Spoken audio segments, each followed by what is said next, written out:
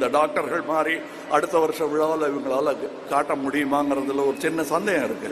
ஏன்னா 2017க்கு பிறகு இவர்களால் இந்த முயற்சியை தொடர முடியவில்லை. இப்ப புரியுதா ஏன் நீட் வேண்டாங்கிற 17லேருந்து இந்த வாய்ப்பை 13 தான் மொத்தம் நம்பர்னே வச்சுப்போம், 20 தான் வச்சுப்போம்.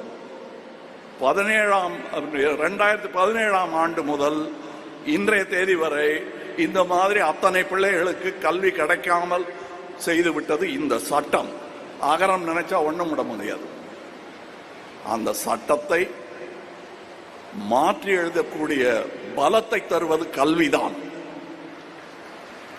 அந்த கல்வி இந்த போரில் ஆயுதமின்றி நாட்டையே செதுக்க வல்லது.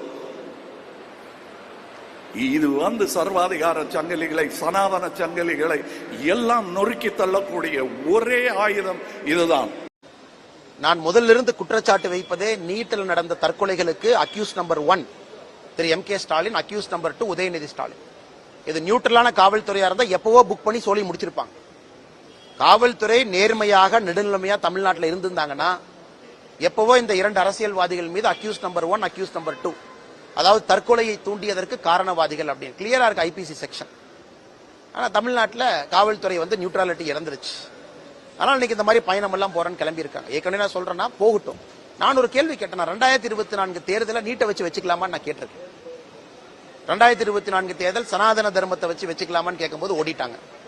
அது 2024க்கு அப்புறம் பேசுவேன். இந்த தேர்தலும் நீட்டை மையமா வச்சு கொண்டு வாங்க, மக்கள்கிட்ட கொண்டு போவோம், பார்ப்போம், பேசுவோம். நாங்கள் தயாராக இருக்கின்றோம்.